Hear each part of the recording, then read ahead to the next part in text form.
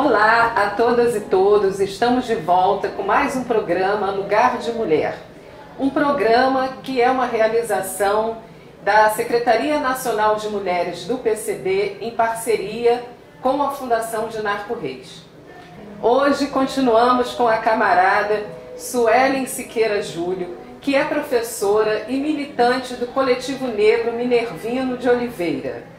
Doutoranda e mestre em História Moderna pela UF, Suelen Siqueira Júlio é professora de História e também atua na pós-graduação do Colégio Pedro II, curso de especialização em História da África e em Relações Étnico-Raciais em Educação Básica. Nasceu e cresceu em São Gonçalo, morando no bairro Jardim Catarina. Atualmente mora no Rio de Janeiro, mas mantém o vínculo com seu bairro através do movimento Nós por Nós.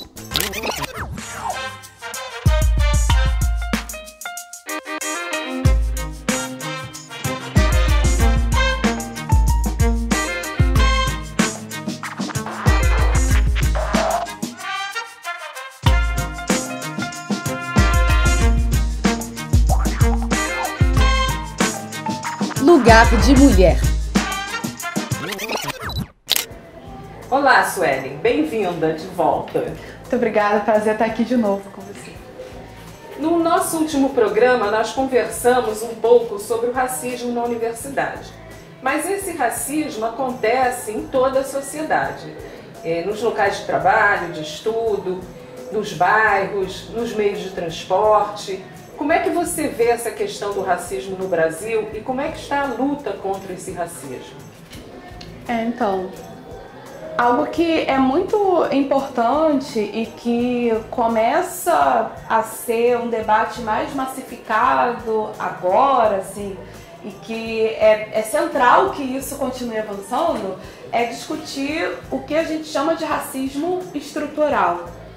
O racismo estrutural é algo que está, sabe, como o nome está dizendo, é na estrutura da sociedade, né? Ou seja, é muito comum você ouvir aquela pergunta: você já sofreu racismo? Você já presenciou uma situação de racismo?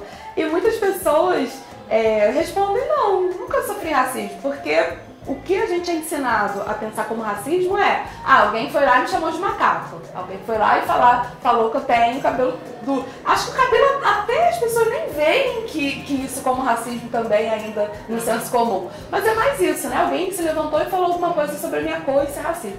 Mas na verdade não, sabe? Quando você olha para a estrutura da nossa sociedade e você vê, por exemplo, que a maioria esmagadora das pessoas em situação de rua são negras. E isso você vê não só através dos dados, mas olhando, isso é racismo. Quando você vê a dificuldade, né, quase impossibilidade às vezes, dessa pessoa sair dessa situação e o filho dela se tornar um médico, isso é racismo estrutural. Quando você olha para nossas camadas, né, dominantes, os empresários, os fazendeiros, os industriais, e você vê que eles não são negros, que esse grupo tem uma cor e é uma cor branca, isso é racismo estrutural. Então, como o racismo está ligado à estrutura da nossa sociedade, isso vai aparecer em todos os lugares. Então, como eu vejo o racismo é que, infelizmente, né, ele está onipresente nesses lugares. Quando você vai a escolas mais bem posicionadas, mais privilegiadas em questões de qualidade de ensino, e você vê que a maioria dos estudantes é branco, isso é o racismo na escola atuando. Quando você vai nos bairros mais periféricos, onde não tem boas escolas, onde não tem cinema, onde não tem teatro, onde não tem esgoto, onde não tem água encanada, e você vê que a maioria esmagadora das pessoas que estão ali são negras, isso é racismo estrutural. Quando você vai nos melhores postos de trabalho e você não encontra pessoas negras, ou encontra poucas pessoas negras, isso é racismo estrutural atuando. Então, do mesmo jeito que esse racismo é onipresente na nossa sociedade, né? Tá ligado à estrutura da nossa sociedade, da mesma forma precisa ser cotidiano esse enfrentamento ao racismo. E eu vejo com muita alegria que cada vez mais pessoas e cada vez mais cedo estão tomando consciência não só desse racismo, mas da necessidade de luta contra esse racismo, mas da necessidade de continuar construindo modos de enfrentar, de debater esse racismo, de reverter essa situação. Isso me deixa esperançosa, né, ver esse movimento. E o movimento negro no Brasil, ele é muito plural. Ele tem várias correntes, várias ideologias, várias formas de atuação, de formas distintas. Na sua opinião, como é que está esse movimento negro hoje? Então, existem diversas correntes e isso, por um lado, mostra, como eu posso dizer, mostra a saúde desse movimento, no sentido de que existem muitas pessoas que partem de lugares diferentes, né? Lugares não só geográficos, mas sociais e de experiência, de geração. Então é normal que apareçam diferentes modos de se entender o movimento negro, de se lutar e tal. Bem, eu poderia dividir em alguns grupos, assim, para falar grosso modo, né? Então, de um lado a gente tem grupos que colocam muito mais ênfase na questão apenas da cor, né? Que isso seria o central e meio que por si só bastaria para debater o racismo, né? Só falar da questão da cor, independente da posição social, independente da classe, né? Como a gente diria. A gente tem os movimentos que, por outro lado, entendem que a cor é algo central, sim, na nossa sociedade, mas que é necessário acrescentar uma perspectiva de classe, no sentido de que, mesmo que pessoas que ascendem socialmente, né, pessoas negras que ascendem socialmente, elas continuam sim sofrendo com o racismo, a gente entende na perspectiva de classe o seguinte, que a gente tem uma maioria da população negra pobre, né, e vice-versa, e que enfrentar essa situação de fato, colocar a população negra em condições melhores, isso passa necessariamente pelo enfrentamento ao capitalismo, que é a corrente, né, o modo de entender que eu me filio, né, que eu acho que é fundamental a gente conectar essa discussão de classe e de raça. Não no sentido de dizer, o negro que, sei lá, enriqueceu, ascendeu, não sofre mais racismo. Não, não é isso. Eles continuam sofrendo racismo porque eu continuo negro. Você não mudou a sua cor porque você ficou, porque você enriqueceu ou ascendeu. Mas é dizer o seguinte, não basta você ter um ou dois negros ou um grupinho que ascendeu socialmente. Não é isso que a gente quer. A libertação é coletiva, é enquanto povo.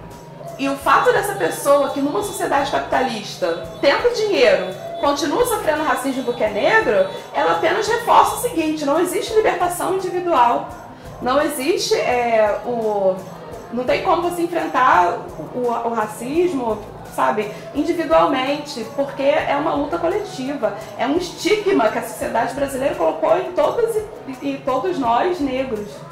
E que vem, né, das consequências desde da época da escravidão, o modo como a abolição foi feita, e que foi feita para excluir as pessoas negras. Então o enfrentamento a isso precisa ser coletivo, porque a desigualdade racial e ao mesmo tempo social, ela foi criada, ela não existiu do nada, um acidente, ela foi criada e foram criados mecanismos de exclusão da população negra, mecanismos para excluí-los dos postos de trabalho, mecanismos para excluí-los da educação, mecanismos que precisam ser revertidos, combatidos com políticas públicas e que estão para muito além das cotas.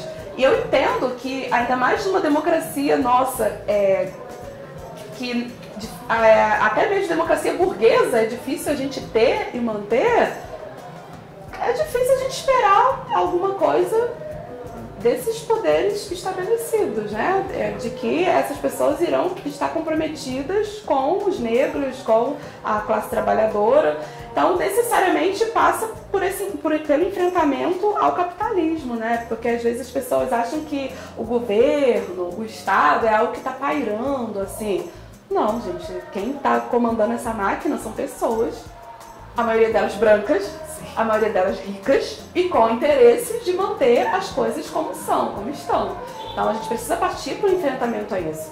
Uma outra coisa que tem acontecido também nessa discussão no movimento negro, nessa luta, é a apropriação, claro, do capitalismo dessas questões, né? Então colocar o movimento negro, que eu poderia dizer liberal, que é o que importa é você vencer, é eu ver um negro na televisão, o que importa é eu ter uma figura para me inspirar. Não é que figuras não sejam inspiradoras, não é que a representatividade não importa, importa sim. Se não importasse, os brancos não lutariam tanto para estar representados em todos os lugares e com imagens positivas, mas é preciso ir para além disso. Eu ter na televisão um apresentador negro, pô, é bacaníssimo, e inclusive eu defendo e precisamos que tenham mais. Mas assim, eu ver um apresentador negro, eu ver um médico negro, não vai mudar o fato de que aquela criança negra continua em casa passando fome, e ela chega na escola, não tem merenda, e quem não come também não estuda.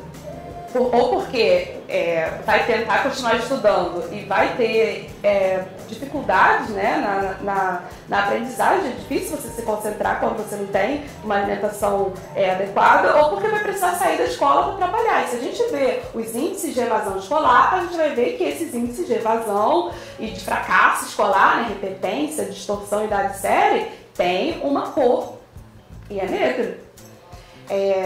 Então, essa ideia, né, de que o indivíduo é todo poderoso, é só você querer, é só o negro querer, é só você se inspirar numa figura, é algo que é o capitalismo tentando direcionar as energias do povo negro para uma ilusão.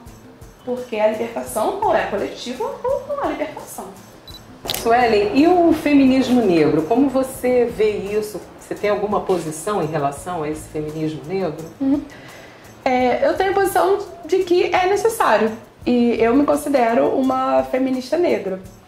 Existem várias visões sobre isso, desde de ser contra, ser a favor, de rejeitar o feminismo como um todo. Mas, na minha visão, o que se abate sobre as mulheres negras, para além dos efeitos perversos do capitalismo em si, para além da questão de gênero, né, da questão do racismo, do machismo, até adiantei, da questão do machismo, se abate sobre as mulheres negras também o racismo. Não tem como você ver a experiência das mulheres negras apenas pela questão de gênero. É necessário que você considere que pesa sobre elas, sobre nós, né, os efeitos perversos do racismo na nossa sociedade. Então, qualquer análise da sociedade brasileira, repito, né, uma sociedade fundada em mais de 300 anos de escravidão, desde a abolição, né, em 1888, com políticas sistemáticas, genocidas contra as pessoas negras, com mais de 500 anos de genocídio dos povos indígenas. Um país como esse, qualquer análise que não considere a questão racial está incompleta. E não só está incompleta, como está incorreta. Então, quando a gente chama a atenção para a necessidade, para a existência de um feminismo negro, não é como muitas pessoas dizem, é para dividir o movimento. Muito pelo contrário, é para agregar ao movimento. Porque uma narrativa, né, genérica sobre a mulher, o que a mulher quer, o que a mulher precisa, a política para a mulher, acaba sendo apagador, acaba apagando essas mulheres negras indígenas que nunca foram tomadas como padrão. Então, mesmo que você não queira isso, inconscientemente, quando você diz um sujeito genérico, numa sociedade racista, o sujeito genérico é branco, o humano é um homem branco, a mulher é uma mulher branca. Então, quando a gente chama atenção para a necessidade de considerar especificidades de mulheres negras, não é para dividir, é para poder agregar, é para poder abrir as pautas do feminismo para essas especificidades, né, que se abatem sobre mulheres negras. Então, por exemplo, se você pensar na questão mais imediata do mercado de trabalho, você vai ver que nas últimas décadas, cada vez mais mulheres têm ascendido a determinados cargos socialmente mais valorizados. Mas se você for ver que mulheres são essas, você vai ver que a maioria delas são mulheres brancas. E que para as negras, muito ao contrário daquela narrativa, a mulher começou a trabalhar fora de casa a partir da Segunda Guerra. Não é verdade, sabe? Qual mulher passou a trabalhar após a Segunda Guerra, sabe? Mulheres brancas e burguesas, que até as brancas pobres, né, tinham um trabalho fora de casa. Inclusive, essas mulheres negras são forçadas a ter um trabalho fora de casa. Então, considerar essas especificidades históricas é necessário, e não só é necessário, é indispensável para a gente ter uma compreensão maior do que seja, né, o feminismo e tal. Então, quando você pensa em questões como a maternidade, né, o direito ao aborto, o direito a métodos contraceptivos, né, você vai ver que elas têm nuances de raça também, né? E quando você vê que a maioria das mulheres que morrem no parto, que morrem em situações clandestinas de aborto, a maioria dessas mulheres são negras. E a Angela Davis, em Mulheres, Raça e Classe, né, ela até diz que quando começa essa luta pelo direito ao aborto e tal, muitas mulheres brancas falavam que é por uma questão de eu poder ter uma carreira fora de casa tendo filhos. E muitas vezes, quando se iam conversar com as negras, elas eram muitas vezes se sentiam forçadas a procurar essa questão do aborto, mas na verdade elas gostariam de ter esses filhos, mas não podem, por questões de não poder manter esses filhos, por questões da precariedade da vida. E se você for pensar em mulheres indígenas, você vai ver muitas vezes, isso se abateu em momentos também sobre negros, esterilização forçada. Então são várias nuances, né, várias camadas que a gente precisa ver com cuidado. Então o feminismo negro tá para visibilizar essas questões, não para dividir, né, para somar forças mesmo nesse enfrentamento ao machismo. Você é professora do Colégio Pedro II. E você já sentiu racismo nesse espaço? Como é que você, enquanto profissional de educação, como é que você enfrenta isso? O Colégio Pedro II é interessante porque ele existe desde 1837. Então é um colégio bastante antigo, né? Um colégio do século XIX. Então, se você for pensar na origem dele, é um colégio que é feito no momento em que existe escravidão no Brasil. Então, em primeiro lugar, já não era um colégio para negros. E também não era um colégio para mulheres, também não era um colégio para pobres e tal. Então, você já vê na origem aí da onde vem. Hoje em dia, se você for olhar, existem muito mais, né, do que houve há décadas atrás, estudantes negros. Mas esses estudantes ainda são minoria.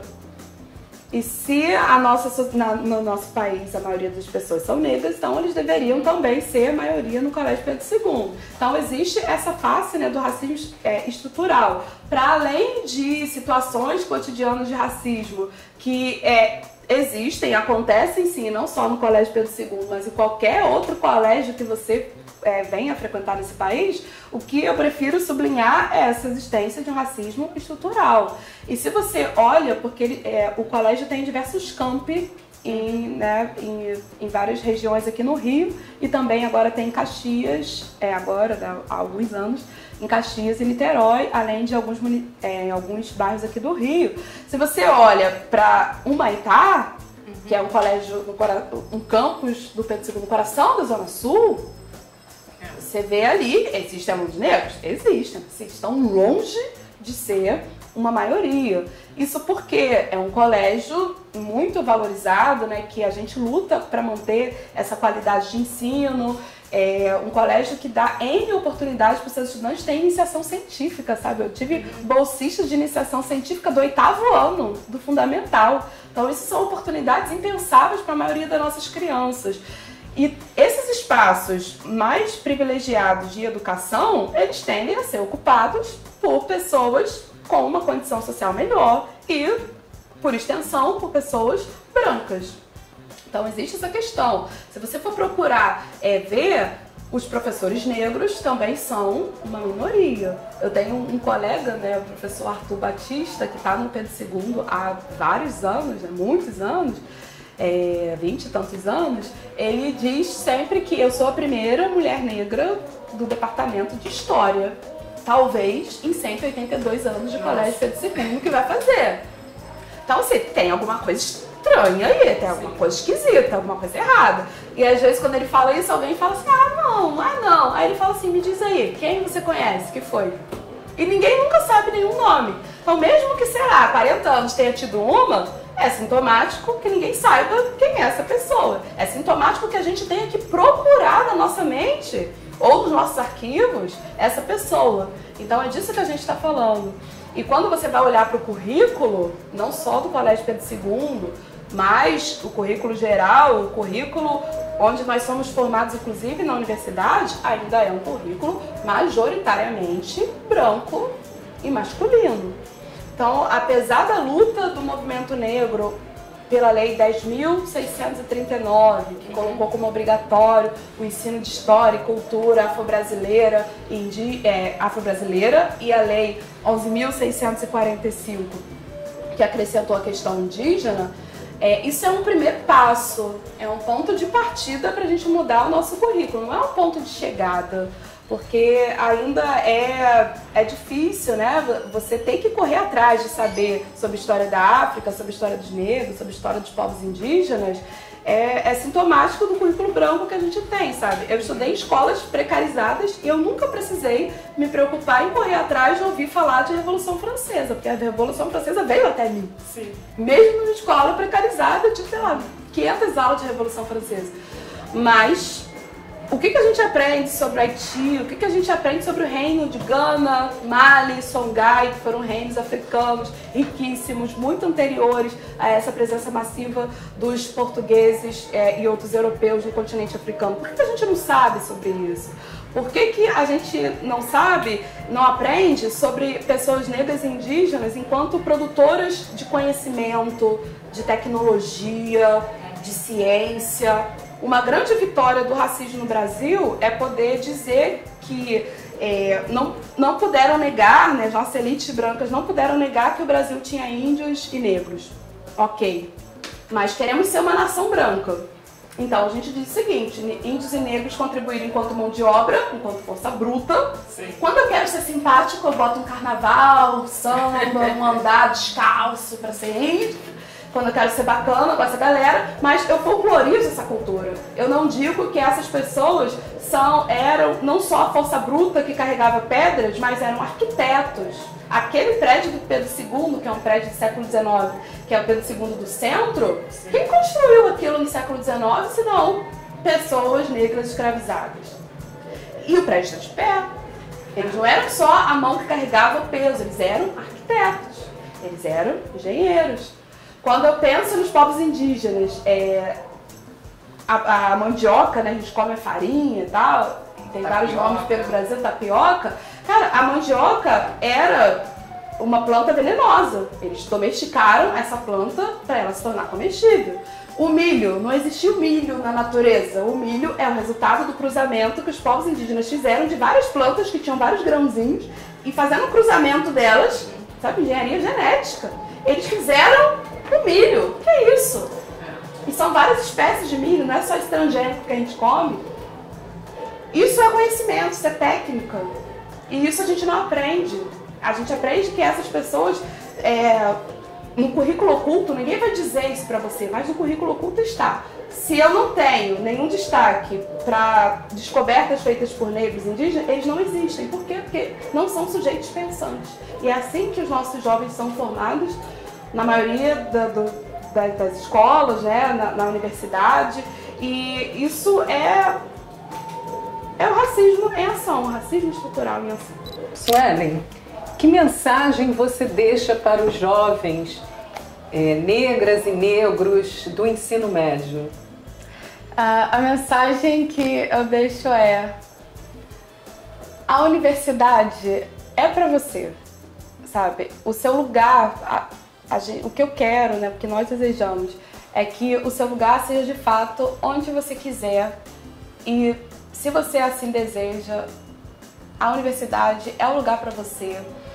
E eu espero demais, de verdade, que no futuro próximo a gente não precise ter ações como pré-vestibulares, que a gente não tenha nenhum vestibular, na verdade, que as pessoas possam ter acesso à educação de qualidade, pública, gratuita. Mas no momento em que a gente está, isso ainda não é uma verdade. Então eu espero muito que você não desista, sabe? Sem aquela ideia clichê, que nós fazemos tudo sozinho, não. Que você não desista e que você acredite na força do coletivo. Onde você vê que existe uma organização, sabe, de jovens negros, uma organização de luta, um pré-vestibular, esteja junto, sabe? Seja para você estudar, seja para futuramente você dar suas aulas. Existem muitos pré-vestibulares gratuitos hoje. Eu faço parte em Jardim Catarina, né, o bairro onde eu fui nascida e criada. Mesmo eu tendo me mudado de lá, eu continuo ligada ao lugar, até porque minha mãe mora lá. Mas a gente tem lá uma organização comunitária que se chama Nós por Nós.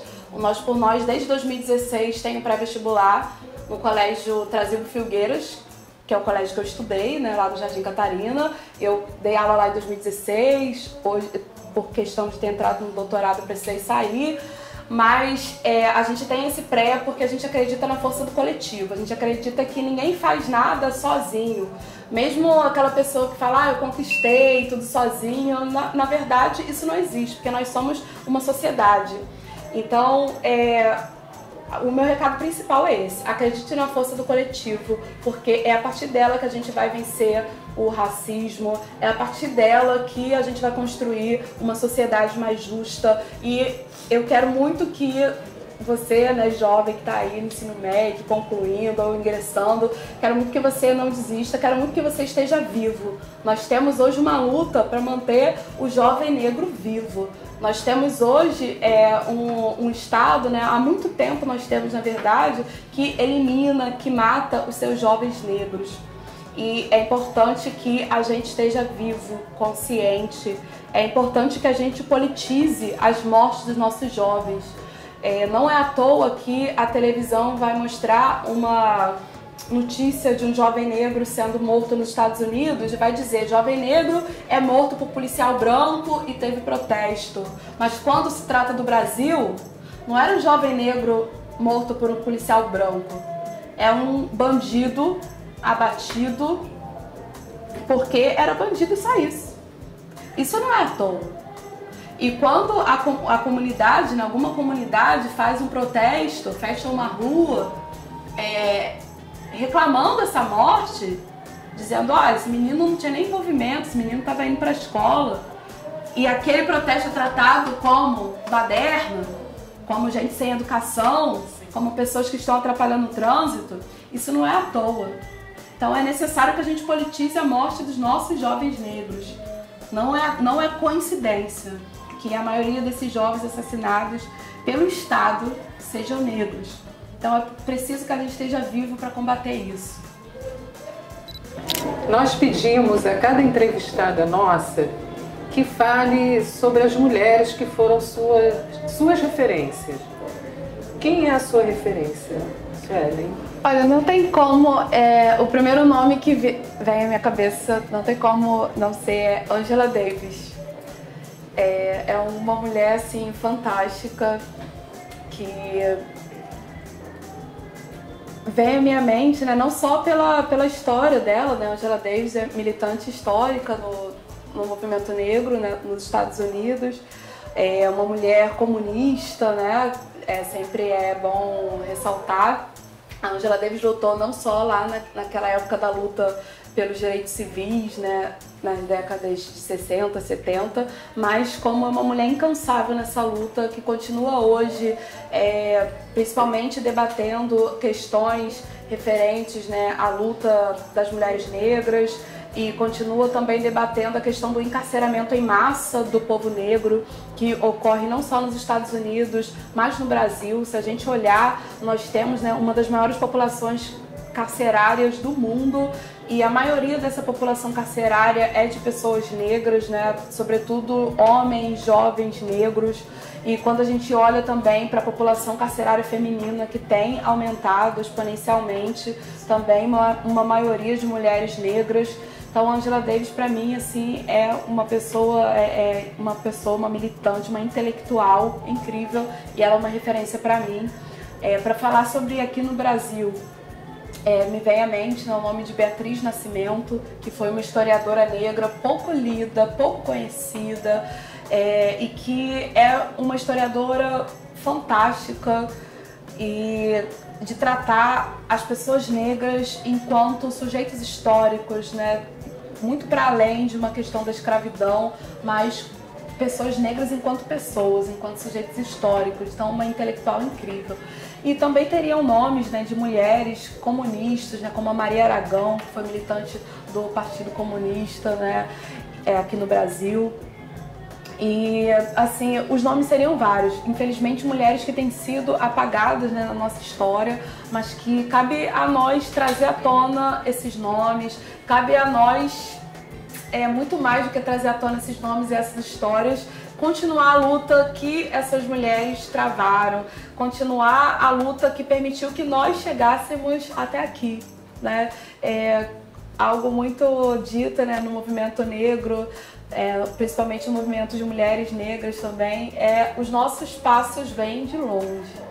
Nós estamos aqui vivos, nós estamos aqui existindo, nós estamos aqui resistindo, nós estamos acessando as universidades, nós estamos avançando, né, ainda que existam muitas tentativas de tirar um pouco daquilo que a gente conquistou, mas nós estamos aqui porque alguém lutou para que isso fosse real. E essa luta a gente vai continuar com certeza. Bem, estamos encerrando mais um programa Lugar de Mulher e chamando a todas as mulheres e todos os companheiros a se juntarem a nós nessa luta contra o racismo, contra a reforma da Previdência, contra toda a retirada de direitos e ataques às trabalhadoras e aos trabalhadores. E para finalizar, eu peço que a Suelen diga: lugar de mulher é na rua pelos nossos direitos. Então, vamos juntas, vamos à luta. Saudações feministas e comunistas.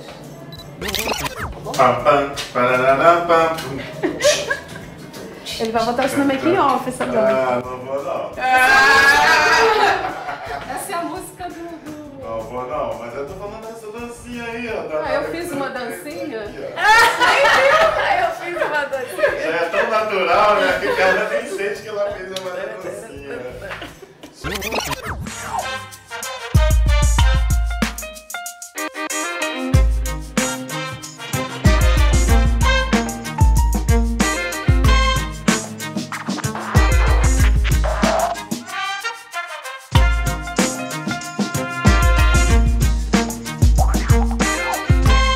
Lugar de Mulher.